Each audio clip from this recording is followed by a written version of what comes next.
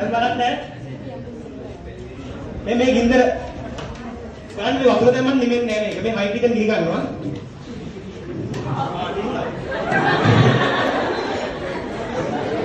හරි. මේ ප්‍රතික්‍රියා කොට දැන් ඕන අතින් ඉවර නම් අපේ හරි ඕන ප්‍රතික්‍රියා කරද්දි මේ විද්‍යාව පරීක්ෂණ කරන්නේ ඒදි නෑ.